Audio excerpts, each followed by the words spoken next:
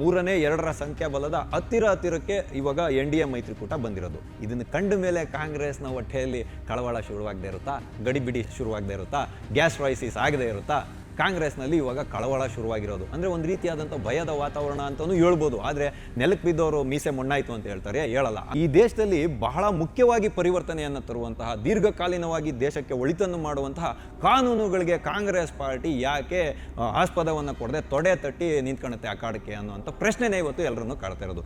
ಕಾಂಗ್ರೆಸ್ ಪಕ್ಷ ಏನು ಚುನಾವಣಾ ಪೂರ್ವ ಮೈತ್ರಿಯನ್ನು ಮಾಡ್ಕೊಂಡಿತ್ತು, ಕೈ ಕೊಟ್ಬಿಟ್ಟು ಹೋಗಿ ಇವಾಗ TVK ಜೊತೆಯಲ್ಲಿ ಸೇರಿಕೊಂಡು ಸರ್ಕಾರ ರಚನೆ ಮಾಡ್ತಲ್ಲ, ಅವಾಗ ಮುನಿಸಿಗೆ ಬಿದ್ದಂತಹ DMK ಪಕ್ಷ ಏನು ಮಾಡ್ತಿದೆ, DMKಯ ಶಾಸಕರು NDA ಮಾಡುವಂಥ ಮಸೂದೆಗಳಿಗೆ ಬೆಂಬಲವನ್ನು ವ್ಯಕ್ತಪಡಿಸುವಂತಹ ಸಾಧ್ಯತೆ ಇದೆ ಅಂತ ಇವತ್ತು ಹೇಳಲಾಗ್ತಾ ಇರ್ತಕ್ಕಂಥದ್ದು. ಇವತ್ತು TMC ಬೇರ್ಪಟ್ಟು ಹೋಗಿದೆ. ಮಮತಾ ಬ್ಯಾನರ್ಜಿ ತಮ್ಮ ಎಲ್ಲ ಅಸ್ತಿತ್ವವನ್ನು ಪಕ್ಷದಲ್ಲಿ ಚುನಾವಣಾ ಚಿಹ್ನೆಯನ್ನು ಸೇರಿ ಕಳ್ಕೊಂಡಿದ್ದಾರೆ. 20 ಜನ ಲೋಕಸಭಾ ಸಂಸದರು ಇವತ್ತು NDAಗೆ ಬೆಂಬಲವಾಗಿ ನಿಂತಿರ್ತಕ್ಕಂಥದ್ದು. ರಾಜ್ಯಸಭೆಯಲ್ಲೂ ಕೂಡ ರಾಜ್ಯಸಭಾ ಸದಸ್ಯರು NDAಗೆ ಬೆಂಬಲವನ್ನು ಕೊಡ್ತೀವಿ ಅಂತ ಹೇಳ್ತಿದ್ದಾರೆ. ಈ 2/3 ಮೆಜಾರಿಟಿಯನ್ನು ಜಯಿಸಿದಾಗ ಮಾತ್ರ, ಅಂದರೆ ಸಂಖ್ಯಾಬಲ ಸಿಕ್ಕಿದಾಗ ಮಾತ್ರ ಈ ಕ್ಷೇತ್ರ ಪುನರ್ವಿಂಗಡಣೆ ಮತ್ತು ಮಹಿಳಾ ಮೀಸಲಾತಿಯ ಬಿಲ್ಲನ್ನು ಜಾರಿಗೆ ತಗೊಂಬರ್ಬೋದು.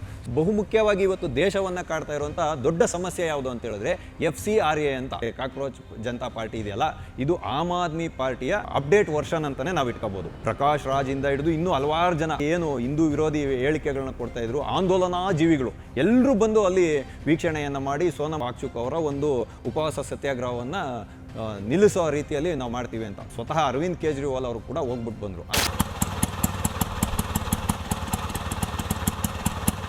TV ವಿಕ್ರಮದ ಸಮಸ್ತ ವೀಕ್ಷಕರಿಗೆ ಆಟೋವಾಲಾ ಕಾರ್ಯಕ್ರಮಕ್ಕೆ ಆತ್ಮೀಯವಾದ ಸ್ವಾಗತ. ನಾನು ನಿಮ್ಮ ಜಯಂತ್ ಪಾಂಡೆ. ಸ್ನೇಹಿತರೆ, ಆಟೋವಾಲಾ ಕಾರ್ಯಕ್ರಮಕ್ಕೆ ನಾವಿಂದು ಆಯ್ದುಕೊಂಡಂತಹ ವಿಷಯ ಮಿಷನ್ 360 ಯಶಸ್ವಿಯಾಗಬಲ್ಲದೆ. ಹೌದು ಸ್ನೇಹಿತರೆ, ನಾನು ಈ ರೀತಿಯಾಗಿ ಹೇಳ್ತಾ ಇರೋದಕ್ಕೆ ಒಂದು ಪ್ರಬಲವಾದ ಕಾರಣ ಉಂಟು. ಜುಲೈ 20ನೇ ತಾರೀಕಿನಿಂದ ಸಂಸತ್ನಲ್ಲಿ ಮುಂಗಾರಿನ ಅಧಿವೇಶನ ಶುರುವಾಗುತ್ತೆ. ಈ ಮುಂಗಾರಿನ ಅಧಿವೇಶನ ದೇಶದ ಜನರ ಆಸಕ್ತಿಯನ್ನು ಕೆರಳಿಸಿದೆ. ಯಾಕೆ ಅಂತ ಹೇಳಿದ್ರೆ, ಪಂಚರಾಜ್ಯಗಳ ಚುನಾವಣೆ ನಡೆದ ಮೇಲೆ ದೇಶದ ರಾಜಕೀಯ ಚಿತ್ರಣವೇ ಬದಲಾಗಿ ಹೋಗಿದೆ.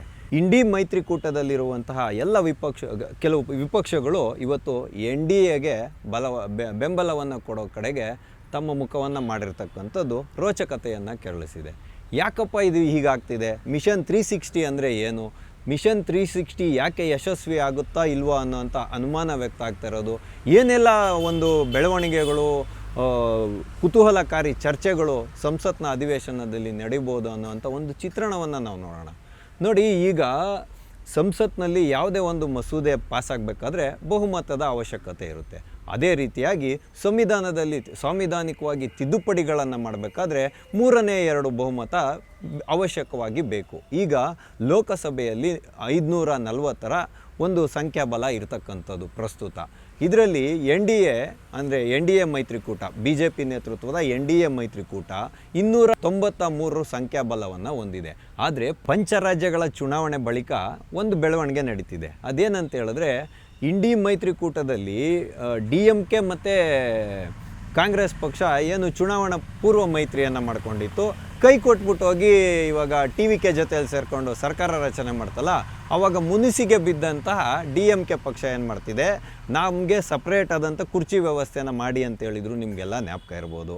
ಅದೇ ರೀತಿಯಲ್ಲಿ ಇವಾಗ ಈ ಅಧಿವೇಶನದಲ್ಲಿ ಅವ್ರಿಗೆ ಬೇರೆ ಕುರ್ಚಿಯ ವ್ಯವಸ್ಥೆಯನ್ನು ಮಾಡಲಾಗುತ್ತೆ. ಈ 20 ಜನ ಏನು DMKಯ ಶಾಸಕರು NDA ಮಾಡುವಂಥ ಮಸೂದೆಗಳಿಗೆ ಬೆಂಬಲವನ್ನು ವ್ಯಕ್ತಪಡಿಸುವಂತಹ ಸಾಧ್ಯತೆ ಇದೆ ಅಂತ ಇವತ್ತು ಹೇಳಲಾಗ್ತಾ ಇರ್ತಕ್ಕಂಥದ್ದು.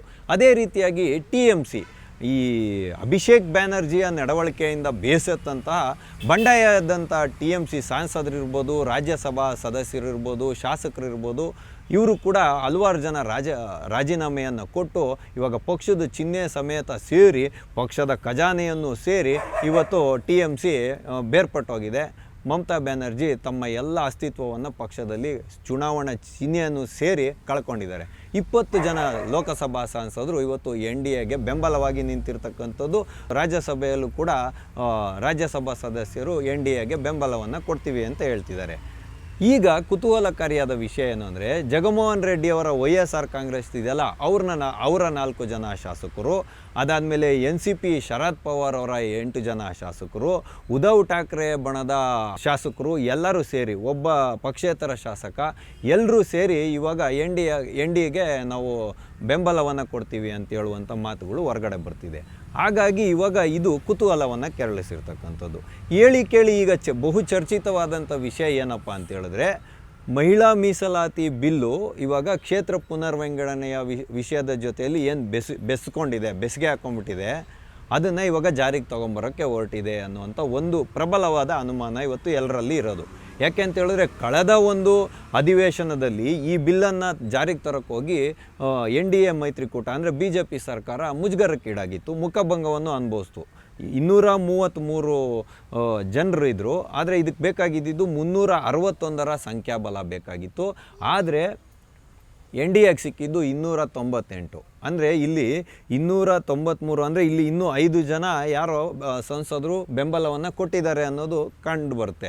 ಹೀಗಾಗಿ ಈಗ ಪ್ರಸ್ತುತ 293 NDA ಇದ್ರೂ ಕೂಡ 20 ಜನ TMC ಮತ್ತು 22 ಜನ ಏನು DMK ಅವರು ಮತ್ತು ಈ ಉದ್ಧವ್ ಠಾಕ್ರೆ ಬಣದ 8 ಜನ, NCPಯ 8 ಜನ ಮತ್ತು ಪಕ್ಷೇತರ ಎಲ್ಲರೂ ಸೇರಿದ್ರೆ ಇನ್ನೊಂದು 5-6 ಮತಗಳ ಒಂದು ವ್ಯತ್ಯಾಸ ಬರುತ್ತೆ. 3/2 ಮೆಜಾರಿಟಿಗೆ, ಅಂದರೆ 2/3 ಮೆಜಾರಿಟಿ ಅಂತಾರಲ್ಲ ಅದು. ಈ 2/3 ಮೆಜಾರಿಟಿಯನ್ನು ಜಯಿಸಿದಾಗ ಮಾತ್ರ, ಅಂದರೆ ಸಂಖ್ಯಾಬಲ ಸಿಕ್ಕಿದಾಗ ಮಾತ್ರ ಈ ಕ್ಷೇತ್ರ ಪುನರ್ವಿಂಗಡಣೆ ಮತ್ತು ಮಹಿಳಾ ಮೀಸಲಾತಿಯ ಬಿಲ್ಲನ್ನು ಜಾರಿಗೆ ತೊಗೊಂಬರ್ಬೋದು. ಸುಪ್ರಿಯಾ ಶ್ರೀನಾಥ್ ಅವರೇ ಸ್ಪಷ್ಟಪಡಿಸಿದಂತೆ, NCP ಪಕ್ಷ ಇದೆಯಲ್ಲ, ಶರದ್ ಪವಾರ್ ಅವರ ಬಣ, ಸುಪ್ರಿಯಾ ಶ್ರೀನಾಥ್ ಅವರು ಹೇಳಿರೋದು ಮೊನ್ನೆ ಪ್ರೆಸ್ ಮೀಟಲ್ಲಿ, ನಾವು ಷರತ್ತುಬದ್ಧವಾದ ಬೆಂಬಲವನ್ನು ಕೊಡ್ತೀವಿ ಅಂತ ಹೇಳಿದ್ದಾರೆ. ಆದ್ದರಿಂದ ಇದನ್ನು ನಾವು ನಂಬಬಹುದು ಅಂತ ಇಟ್ಕೊಳ್ಳೋಣ.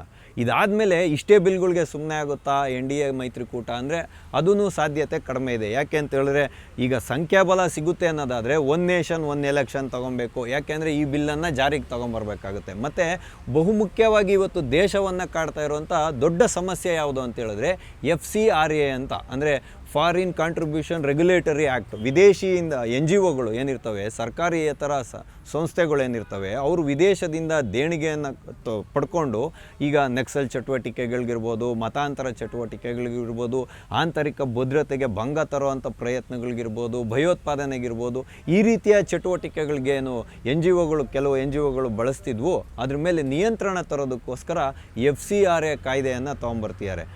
ಇದಕ್ಕೂ ಕೂಡ ಇದು ವ್ಯಕ್ತಪಡಿಸುತ್ತೆ. ಮತ್ತು ಅದಾದಮೇಲೆ ರಾಷ್ಟ್ರೀಯ ಶಿಕ್ಷಣ ಅಧಿಷ್ಠಾನದ್ದು ಒಂದು ಮಸೂದೆ ಪಾಸ್ ಆಗಬೇಕಾಗಿದೆ. ಅಂದರೆ ರಾಷ್ಟ್ರೀಯ ಶಿಕ್ಷಣ ನೀತಿಗೆ ಸಂಬಂಧಪಟ್ಟಂಗೆ ಏನೋ ಒಂದು ಕಾಯ್ದೆ ಇದೆ, ಅದೊಂದು ಆಗಬೇಕಾಗಿದೆ. ಇನ್ನೂ ಹಲವಾರು ವಿಚಾರಗಳು ಇವಾಗ UCC ಇರ್ಬೋದು, NRC ಇರ್ಬೋದು, ಪಾಪ್ಯುಲೇಷನ್ ಕಂಟ್ರೋಲ್ ಬಿಲ್ ಇರ್ಬೋದು, ಇದೆಲ್ಲ ಅಂದರೆ 2/3 ಅಂದರೆ 3/2 ಸಂಖ್ಯಾಬಲದಿಂದ ಯಾವುದ್ಯಾವುದನ್ನು ಸಾಧನೆ ಮಾಡ್ಬೋದು, ಅದಕ್ಕೆಲ್ಲದಕ್ಕೂ ಇವಾಗ NDA ಸರ್ಕಾರ ಕೈ ಇಡ್ಬೋದು.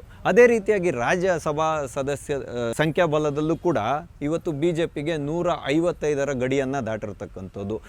ಮೊನ್ನೆ ಕೂಡ TMCಯ 3 ಜನ ರಾಜ್ಯಸಭಾ ಸದಸ್ಯರು ರಾಜೀನಾಮೆಯನ್ನು ಕೊಟ್ಟಿದ್ದಾರೆ. ಇದೆಲ್ಲದನ್ನು ನೋಡುವಾಗ ಸಂಖ್ಯಾಬಲದ, ಅಂದರೆ 3/2 ಸಂಖ್ಯಾಬಲದ ಹತ್ತಿರಕ್ಕೆ ಇವಾಗ NDA ಮೈತ್ರಿಕೂಟ ಬಂದಿರೋದು. ಇದನ್ನು ಕಂಡ ಮೇಲೆ ಕಾಂಗ್ರೆಸ್ನ ಹೊಟ್ಟೆಯಲ್ಲಿ ಕಳವಳ ಶುರುವಾಗದೇ ಇರುತ್ತಾ, ಗಡಿಬಿಡಿ ಶುರುವಾಗದೇ ಇರುತ್ತಾ, ಗ್ಯಾಸ್ ಕ್ರೈಸಿಸ್ ಆಗದೇ ಇರುತ್ತಾ ಹೇಳಿ? ಕಾಂಗ್ರೆಸ್ನಲ್ಲಿ ಇವಾಗ ಕಳವಳ ಶುರುವಾಗಿರೋದು ಅಂದರೆ ಒಂದು ರೀತಿಯಾದಂಥ ಭಯದ ವಾತಾವರಣ ಅಂತಲೂ ಹೇಳ್ಬೋದು. ಆದರೆ ನೆಲಕ್ಕೆ ಬಿದ್ದವರು ಮೀಸೆ ಮಣ್ಣಾಯಿತು ಅಂತ ಹೇಳ್ತಾರೆ, ಹೇಳಲ್ಲ. ಹಂಗಾಗಿ ಕಾಂಗ್ರೆಸ್ ಪಾರ್ಟಿ ಏನು ಮಾಡಿದೆ, ನಿನ್ನೆ ಒಂದು ಸಭೆಯನ್ನು ಮಾಡಿದೆ.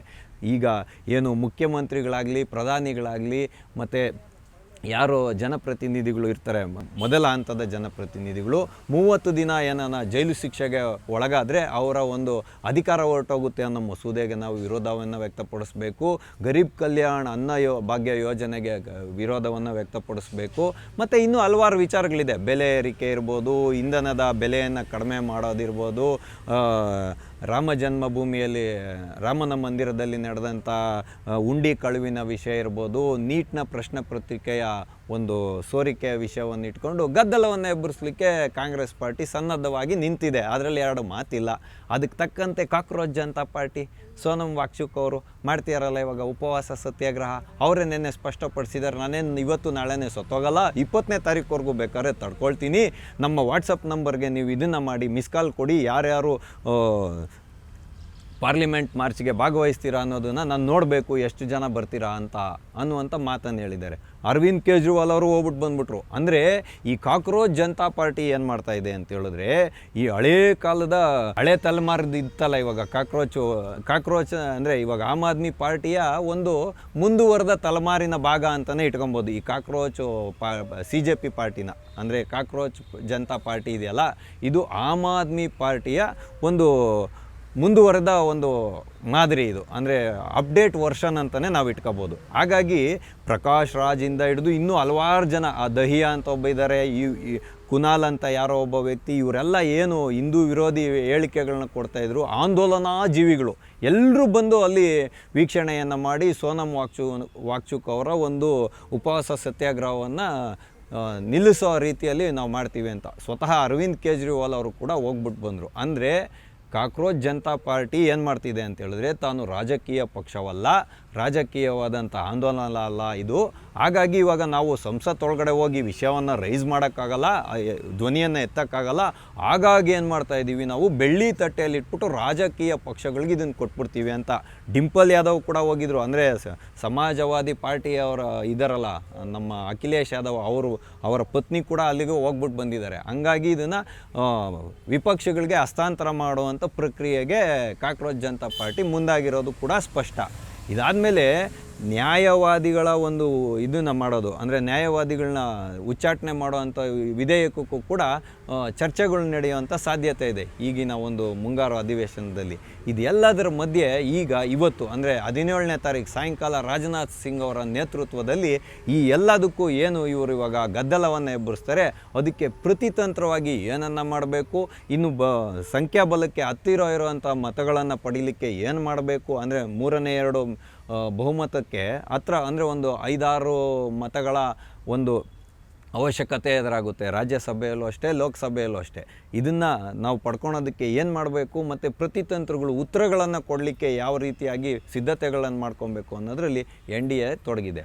ಆದರೆ ದೇಶದ ಜನರ ಕುತೂಹಲ ಏನಿರೋದು ಅಂತೇಳಿದ್ರೆ, ಈ ದೇಶದಲ್ಲಿ ಬಹಳ ಮುಖ್ಯವಾಗಿ ಪರಿವರ್ತನೆಯನ್ನು ತರುವಂತಹ, ದೀರ್ಘಕಾಲೀನವಾಗಿ ದೇಶಕ್ಕೆ ಒಳಿತನ್ನು ಮಾಡುವಂತಹ ಕಾನೂನುಗಳಿಗೆ ಕಾಂಗ್ರೆಸ್ ಪಾರ್ಟಿ ಯಾಕೆ ಆಸ್ಪದವನ್ನು ಕೊಡದೆ ತೊಡೆ ತಟ್ಟಿ ನಿಂತ್ಕೊಳುತ್ತೆ ಅಖಾಡಕ್ಕೆ ಅನ್ನುವಂಥ ಪ್ರಶ್ನೆನೇ ಇವತ್ತು ಎಲ್ಲರನ್ನೂ ಕಾಡ್ತಾ ಇರೋದು. ಒನ್ ನೇಷನ್ ಒನ್ ಎಲೆಕ್ಷನ್ ಮಾಡಿದ್ರೆ ಕಾಂಗ್ರೆಸ್ನ ಹೊಟ್ಟೆಯಲ್ಲಿ ಯಾಕೆ ಗಡಿಬಿಡಿ ಶುರುವಾಗಬೇಕು? ಮತ್ತು ಕೇಂದ್ರೀಯ ಶಿಕ್ಷಣ ಅಧಿಷ್ಠಾನವನ್ನು ಜಾರಿಗೆ ತಗೊಂಬಂದರೆ ಯಾಕೆ ಕಾಂಗ್ರೆಸ್ನ ಹೊಟ್ಟೆಯಲ್ಲಿ ಗಡಿಬಿಡಿ ಆಗಬೇಕು? ಮತ್ತು ಅದೇ ರೀತಿಯಾಗಿ ಮಹಿಳಾ ಮೀಸಲಾತಿ ಬಿಲ್ಲು ಕ್ಷೇತ್ರ ಪುನರ್ವಿಂಗಡಣೆಯ ಇದು ಮಸೂದೆಯನ್ನು ಪಾಸ್ ಮಾಡಿ ಕಾಯ್ದೆಯಾಗಿ ಮಾಡಿದ್ರೆ ಕಾಂಗ್ರೆಸ್ನ ಹೊಟ್ಟೆಯಲ್ಲಿ ಯಾಕೆ ಗಡಿಬಿಡಿ ಆಗಬೇಕು ಹೇಳಿ? ಇದೆಲ್ಲ ದೇಶಕ್ಕೆ ಪೂರಕವಾಗಿರುವಂಥದ್ದು. ಅಂದರೆ ಇವತ್ತು ಒಂದು ಅಂದಾಜಿನ ಪ್ರಕಾರ 25ರಿಂದ 30 ಲಕ್ಷ ಜನರಿಗೆ ಒಬ್ಬರು ಲೋಕಸಭಾ ಸದಸ್ಯರು ಇರ್ತಕ್ಕಂಥದ್ದು ರೀ. ಸಂವಿಧಾನನೇ ಹೇಳೋ ಅಂತೆ 10 ಲಕ್ಷ ಜನರಿಗೆ ಮೀರಬಾರ್ದು ಒಬ್ಬ ಲೋಕಸಭಾ ಸದಸ್ಯ.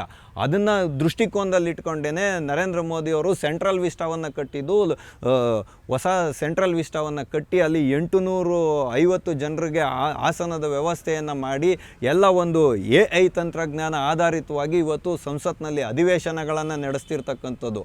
ಹಾಗಾಗಿ ರಾಹುಲ್ ಗಾಂಧಿಯವರು ಇವತ್ತು ಈ ದೇಶಕ್ಕೆ ಪೂರಕವಾಗುವಂತಹ ಮತ್ತು ಈಗ FCRA ಕಾಯ್ದೆ ಬಹುಮುಖ್ಯವಾಗಿ ವಿದೇಶಿ ದೇಣಿಗೆಗಳನ್ನ ಪಡ್ಕೊಂಡ್ಬಿಟ್ಟು ನಮ್ಮ ದೇಶದ ಜನಗಳನ್ನ ಮತಾಂತರ ಮಾಡೋದು, ನಕ್ಸಲ್ ಚಟುವಟಿಕೆ ಕೊಡೋದು, ಇದೆಲ್ಲ ಸಾಬೀತಾಗ್ತಿದೆ ಇವತ್ತು.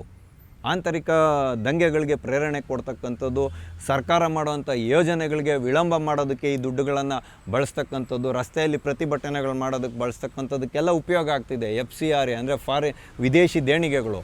ಇದಕ್ಕೆ ಕಡಿವಾಣ ಹಾಕುವಂಥ ಬಿಲ್ಲನ್ನು ತಗೊಂಬಂದರೆ ಕಾಂಗ್ರೆಸ್ನ ಹೊಟ್ಟೆಯಲ್ಲಿ ಯಾಕೆ ಕಸಿವಿಸಿ ಆಗುತ್ತೆ ಅನ್ನೋವಂಥದ್ದು ಕುತೂಹಲನೇ ಇವತ್ತು ಎಲ್ಲರನ್ನೂ ಕೆರಳಿಸ್ತಿರ್ತಕ್ಕಂಥದ್ದು. ಹಾಗಾಗಿ ಜೈರಾಮ್ ರಮೇಶ್ ಅವರು ನಾವು ಗದ್ದಲವನ್ನು ಮಾಡೇ ಮಾಡ್ತೀವಿ ಅಂತ ಮುನ್ಸೂಚನೆ ಕೊಟ್ಟಿದ್ದಾರೆ. 20ನೇ ತಾರೀಕು ಸೋಮವಾರ ಬೆಳಗ್ಗೆ, ಇವಾಗ ಏನು ಜುಲೈ 20ನೇ ತಾರೀಕು ಸೋಮವಾರ ಬೆಳಗ್ಗೆ ಮುಂಗಾರಿನ ಅಧಿವೇಶನ ಸಂಸತ್ ಭವನದಲ್ಲಿ ಶುರುವಾಗುತ್ತೆ. ಆಗ ಏನೆಲ್ಲ ಬೆಳವಣಿಗೆಗಳು ನಡಿಬೋದು, ಈ ನಮ್ಮ NDA ಮೈತ್ರಿಕೂಟ ಈ ಮಿಷನ್ 360ಯಲ್ಲಿ ಯಶಸ್ವಿ ಆಗಬಹುದೇ ಇಲ್ಲವೇ ಅನ್ನುವಂಥ ಅನ್ನುವಂಥ ಕುತೂಹಲ ನಿಮ್ಮನ್ನು ಸೇರಿದಂತೆ ನನ್ನನ್ನು ಕೆರಳಿಸಿದೆ. ಹಾಗಾಗಿ ಮಿಷನ್ 360 ಯಶಸ್ವಿ ಆಗುತ್ತಾ ಇಲ್ಲೋ ಅನ್ನೋಂಥ ವಿಷಯವನ್ನು ಕಾಮೆಂಟ್ ಮಾಡೋದ್ರ ಮುಖಾಂತರ ತಿಳಿಸಿ ಅಂತ ಹೇಳೋದ್ರ ಮುಖಾಂತರ ಇಂದಿನ ಆಟೋವಾಲ ಕಾರ್ಯಕ್ರಮವನ್ನು ನಾವು ಮುಗಿಸ್ತಾ ಇದ್ದೇವೆ. ಮುಂದೆ ಇಂತಹದ್ದೇ ಒಂದು ಕುತೂಹಲಕಾರಿಯಾದ ವಿಷಯದೊಂದಿಗೆ ನಾವೆಲ್ಲರೂ ಮತ್ತೆ ಭೇಟಿಯಾಗೋಣ. ಅಲ್ಲಿಯವರೆಗೂ ಟಿ ವಿ ವಿಕ್ರಮವನ್ನು ಸಬ್ಸ್ಕ್ರೈಬ್ ಮಾಡುವುದರ ಮುಖಾಂತರ, ನಿಮ್ಮ ಸದ್ವಿಚಾರಗಳನ್ನು ಕಾಮೆಂಟ್ ಮಾಡುವುದರ ಮುಖಾಂತರ ಹಾಗೂ ಶೇರ್ ಮಾಡುವುದರ ಮುಖಾಂತರ ನಮ್ಮನ್ನು ಪ್ರೋತ್ಸಾಹಿಸಿ. ಟಿವಿ ವಿಕ್ರಮ, ದೇಶ ನಿಮ್ಮ ಕೈಯಲ್ಲಿ. ಈ ಕಾರ್ಯಕ್ರಮ ನಿಮಗೆ ಇಷ್ಟ ಆಗಿದ್ದಲ್ಲಿ ಲೈಕ್, ಶೇರ್ ಹಾಗೂ ಕಮೆಂಟ್ ಮಾಡಿ. ಟಿವಿ ವಿಕ್ರಮದ ಕಾರ್ಯಕ್ರಮಗಳನ್ನು ನಿರಂತರವಾಗಿ ವೀಕ್ಷಿಸಲು ಸಬ್ಸ್ಕ್ರೈಬ್ ಮಾಡಿ, ಬೆಲ್ ಐಕನ್ ಒತ್ತಿ.